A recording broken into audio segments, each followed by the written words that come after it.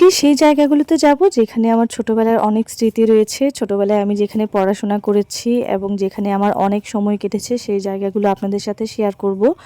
আজকে আমি যাচ্ছি আমার যে পিসিটা রয়েছে আমাদের সেই পিসিটা ঠিক করার জন্য একটা সমস্যা হয়েছে। প্রথমে পিসিটা ঠিক করতে দিয়ে তারপর আমি সেই জায়গাগুলো আপনাদেরকে দেখাবো। তো হ্যালো এভরিওয়ান, কেমন আছেন সবাই? আশা করি ভালো আছেন। আজকে আবার একটা নতুন ব্লগ ভিডিও নিয়ে চলে এসেছি আপনাদের কাছে। হঠাৎ করে আমাদের পিসিটা নষ্ট হয়ে যাওয়ার কারণে পিসিটা নিয়ে যেতে হচ্ছে ঠিক করাতে। আর যাওয়ার পথেই কিন্তু দেখুন এই রাস্তাটা পড়ে, সেখানে আমরা একটু দাঁড়িয়েছিলাম কারণ জায়গাটা এতটা সুন্দর ছিল, আশেপাশের পরিবেশটা আপনারা হয়তো দেখেই বুঝতে পারছেন কত সুন্দর একটা পরিবেশের মধ্যে আমরা আছি। কারণ পেছনে ফসলের মাঠ একদম সবুজ হয়ে আছে, সবুজ নয় হলুদ হয়ে আছে, কারণ ধান পাকা শুরু হয়ে গেছে। অগ্রহায়ণ মাস চলছে, এখন কিন্তু অনেক অনেক জায়গায় ধান কাটা শুরু হয়ে গেছে। আমাদের এখানে যদিও একটু দেরিতে লাগানো হয়েছে, সেই জন্য কিন্তু এখনো ধান কাটা শুরু হয়নি। কিন্তু আমরা যে জায়গা দিয়ে যাব, মানে যে রাস্তা দিয়ে যাব, সেখানে অলরেডি ধান কাটার কাজ শুরু হয়ে গেছে, আপনারা দেখতেই পাবেন। কৃষি ভিত্তিক এবং ব্লগ ভিডিওগুলো যদি আপনাদের কাছে ভালো লাগে তাহলে কিন্তু আমার চ্যানেলটিকে সাবস্ক্রাইব করতে পারেন, কারণ আমি আমার চ্যানেলে কৃষি ভিত্তিক ভিডিও দিয়ে থাকি আর বিভিন্ন ব্লগ ভিডিও শেয়ার করি। আমার ভিডিওগুলোতে কিন্তু আমি এই রাস্তাটা নিয়ে অনেকবার বলেছি, কারণ এই রাস্তাটা অনেক সুন্দর। আমি প্রায় সময়ই এই রাস্তাটা দিয়ে আসা যাওয়া করি, কারণ বেশিরভাগ সময়ই কিন্তু আমার এই রাস্তা দিয়েই যাওয়া হয়। আর দেখুন দুই পাশেই ফসলের মাঠ আর গাছপালা এতটা সুন্দর, দেখতে খুব ভালো লাগে। আর এদিকে কিন্তু ধান কাটার কাজ শুরু হয়ে গেছে, আর বেশিরভাগ ধানই কিন্তু কাটা হয়ে গেছে, ধান পেকে গেছে, ধান শুকানোর কাজ চলছে এখন। এই যে দেখতে পাচ্ছি রাস্তায় কিন্তু অনেকে ধান শুকাচ্ছে, মানে বন শুকাচ্ছে, ধান শুকাচ্ছে, কারণ অনেকের জায়গা কম থাকার কারণে রাস্তায় ধান শুকাতে হয়। কিন্তু যাদের জায়গা রয়েছে তারা কিন্তু ধান শুকানোর জন্য আলাদা জায়গা তৈরি করে। এটা হচ্ছে সাগরদিঘির পাড়, যেখানে কিন্তু ধান কাটার কাজ শুরু হয়ে গেছে। এখন আমি চলে এসেছি সোমেশ্বরী নদীর একদম কাছে, কারণ যে রাস্তা দিয়ে আমরা যাচ্ছি সেটা কিন্তু একদম নদীর পাড় দিয়ে চলে গেছে। ছোটবেলায় যখন এই নদীটা দেখতাম অনেক সুন্দর ছিল, নদীর পাড়গুলো একদম ছবির মতো ছিল, যেমন আমরা বইয়েতে দেখেছি পড়েছি তেমন ছিল। আর নদীর পানিটা ছিল একদম স্বচ্ছ। কিন্তু এখন নদীর আগের সৌন্দর্যটা এখন আর নেই, কারণ এখান থেকে বালু বিক্রি করা হতো, সেই জন্য নষ্ট হয়ে গেছিল। যদিও এখন আর বালু বিক্রি করা হয় না, তোলা হয় না। এখন আমরা আছি সোমেশ্বরী নদীর উপর যে ব্রিজটা রয়েছে সেখানে, যেটাকে বিরিশিরি ব্রিজও বলা হয়। আর এটা হচ্ছে বাস স্ট্যান্ড, এটা আগে বিরিশিরি ছিল, এখন কিন্তু দুর্গাপুর চলে এসেছে, যেটা হচ্ছে পুলিশ মোড়ে অবস্থিত। এখানে কিন্তু বাস স্ট্যান্ড হয়ে গেছে এখন। আর এই বাস স্ট্যান্ডের পাশেই রয়েছে সেই মসজিদটা যেখানে আমরা ছোটবেলায় পড়াশোনা করেছি, মক্তবে। একদম ভোরবেলায় আজানের ঠিক পরপরই যখন একটু আলো ফুটে উঠেছে তখনই কিন্তু আমরা চলে এসেছি মক্তবে পড়ার জন্য। অনেক স্মৃতি রয়েছে এখানে। তারপর চলে এসেছি আমাদের বাসায়, তারপর বাসা থেকে বের হয়ে কিন্তু যাব আমি পিসিটা ঠিক করতে সেখানে।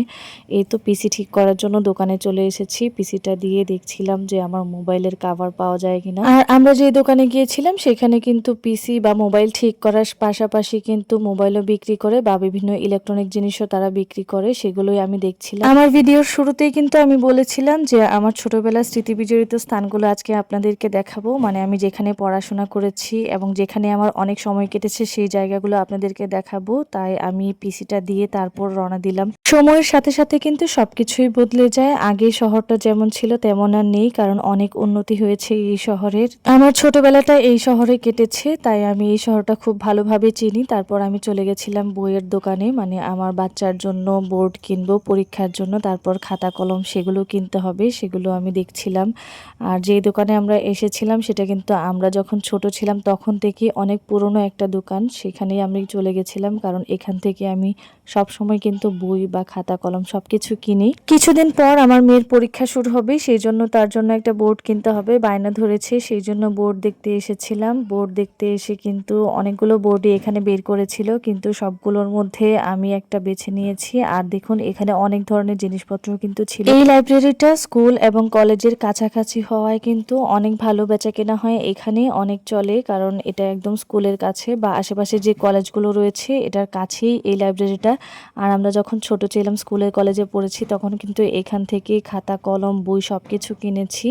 এই দেখুন এই দোকানটা এখনো কিন্তু আগের মতোই আছে, কোনো পরিবর্তন হয়নি। তো আমি এখান থেকে আমার মেয়ের জন্য বোর্ড খাতা তারপর কলম এবং অনেক কিছু নিয়েছি, ক্লে নিয়েছি বাচ্চার জন্য, সেগুলো নিয়ে আমি রওনা দিব। আর এখন শহীদ মিনারের উদ্দেশ্যে রওনা দিব, সেখানে আমি যাব, কারণ এখানে আমার ছোটবেলার অনেক স্মৃতি রয়েছে। আমার বাবা মুক্তিযোদ্ধা ছিলেন, সেই জন্য কিন্তু ছোটবেলায় আমার অনেক যাওয়া হতো সেখানে। সময়ের সাথে সাথে কিন্তু অনেক কিছুরই পরিবর্তন হয়, ঠিক একইভাবে এই মুক্তিযোদ্ধা ভবনটা অনেক পরিবর্তন হয়ে গেছে। ছোটবেলায় একটা সাধারণ ছোট্ট একটা ঘর ছিল, আর এখন সেটা অনেক পরিবর্তন হয়ে গেছে। আর শহীদ মিনারটা কিন্তু আগের মতোই রয়েছে। ছোটবেলায় শুধুমাত্র যে আমি স্কুল থেকে শহীদ মিনারে এসেছি তা কিন্তু নয়। আমার বাবা যেহেতু মুক্তিযোদ্ধা ছিলেন এবং সেখানকার কমান্ডার ছিলেন, বাবা কিন্তু প্রায় সময়ই এই অফিসে আসতেন, মানে মুক্তিযোদ্ধা ভবনে আসতেন, সেখানে বাবার সাথে আসতাম।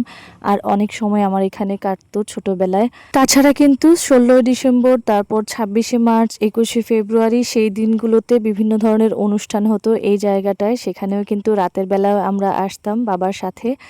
আর স্কুল থেকে তো সকালবেলা ফুল দেওয়ার জন্য আসাই হতো। অনেক স্মৃতি রয়েছে আমার এই জায়গাটায়। আমার পেছনে যে ভবনটা দেখতে পাচ্ছেন, ঠিক একই জায়গায় কিন্তু ছোট্ট একটা সাধারণ মুক্তিযোদ্ধা ভবন ছিল, সাধারণ একটা ঘর ছিল। আর এখন দেখুন কত বড় একটা ঘর হয়েছে, মুক্তিযোদ্ধাদের জন্য মুক্তিযোদ্ধা ভবন হয়েছে।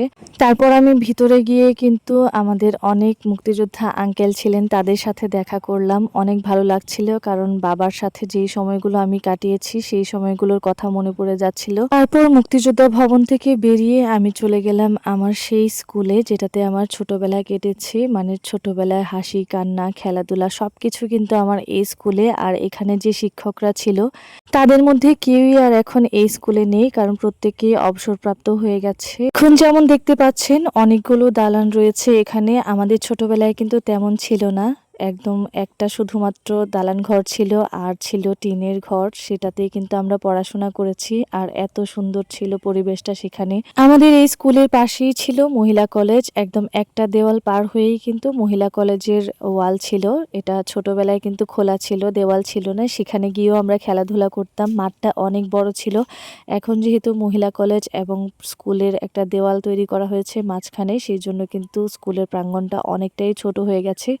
আর এই যে জায়গাটা দেখতে পাচ্ছেন, এখানে কিন্তু ছোটবেলায় আমরা খেলাধুলা করতাম। এটা হচ্ছে স্কুলের মাঠ। আর এই ঘরটা কিন্তু এখনো ঠিক আগের মতোই আছে। অন্য ঘরগুলো ভেঙে ফেলা হলেও কিন্তু এই ঘরটা ভাঙা হয়নি। আর এই যে দেখতে পাচ্ছেন, এই দোলনা, তারপর খেলার সরঞ্জাম কিন্তু একটাও ছিল না। আমাদের ছোটবেলায় কিন্তু দোলনা, তারপর এই যে খেলার সরঞ্জামগুলো স্কুলে দেওয়া হয় সেগুলো একটাও ছিল না, কিন্তু তারপরেও এত আনন্দ করে আমরা খেলতাম, যেটাতে একটা প্রাণ ছিল খেলার মধ্যে, একটা অন্যরকম আনন্দ ছিল, ভালো লাগা ছিল। কিন্তু এখনকার বাচ্চাদের মধ্যে সেই আনন্দটা আর দেখা যায় না, দেখতে পাই না। একটু আগে বলেছিলাম যে প্রাইমারি স্কুলের ঠিক পাশেই কিন্তু মহিলা কলেজ রয়েছে। এই হচ্ছে সেই মহিলা কলেজ, যেটাতে আমি পড়াশোনা করিনি, কিন্তু ছোটবেলায় এই কলেজে আমার আসা হয়েছে। কারণ আমাদের স্কুল এবং কলেজের ঠিক মাঝখানে একটা মাত্র দেয়াল রয়েছে, সেই দেয়ালটা কিন্তু আমাদের ছোটবেলায় ছিল না। যখন আমরা পড়াশোনা করতাম তখন কিন্তু ছিল না, সবকিছুই দেখা যেত। এবং আমরা কিন্তু এই কলেজে এসেও খেলাধুলা করতাম, আমাদের স্কুলে গিয়েও খেলাধুলা করতাম, কিন্তু এখন সেই দেয়ালটা হওয়াতে কিন্তু দুইটা আলাদা হয়ে গেছে। আর মহিলা কলেজের পরিবেশটা আপনারা দেখতেই পাচ্ছেন, কত সুন্দর, একদম গোছানো একটা পরিবেশ। আশেপাশে অনেক ফুলের গাছ লাগানো হয়েছে। তারপর আমি চলে গেছিলাম এই বড় পুকুর পাড়ে। এটা হচ্ছে দুর্গাপুরের সবচেয়ে বড় একটা পুকুর। এই পুকুরটা অনেকটা জায়গা জুড়ে রয়েছে, সেই জন্য কিন্তু এটাকে বড় পুকুর বলা হয়। আমরা যখন ছোট ছিলাম তখন কিন্তু দেখেছিলাম যে এই পুকুরটা মুক্তিযোদ্ধাদের দায়িত্বে রয়েছে। তারা মাছ চাষাবাদ করত এবং সেখান থেকে মাছ বিক্রি করে মুক্তিযোদ্ধাদের উন্নয়নে কাজে লাগাতো এবং বিভিন্ন অনুষ্ঠানে খরচ করত। কিন্তু এখন সেটা সরকারের দায়িত্বে রয়েছে, আর মুক্তিযোদ্ধাদের দায়িত্বে নেই। তারপর সেই পুকুর পাড় থেকে চলে এসেছে বাজারে, কারণ আমার আরো কিছু কেনাকাটা রয়েছে, সেগুলো সেরে আমি অটোতে উঠে পড়েছি। এটা ঠিক হলে সেটা নিয়ে কিন্তু বাড়ি ফিরতে হবে। আজকের ভিডিওটি আর লম্বা করব না। ভিডিওটি ভালো লাগলে অবশ্যই লাইক কমেন্ট শেয়ার করে পাশে থাকবেন। সবাই ভালো থাকবেন, সুস্থ থাকবেন। আল্লাহ হাফেজ।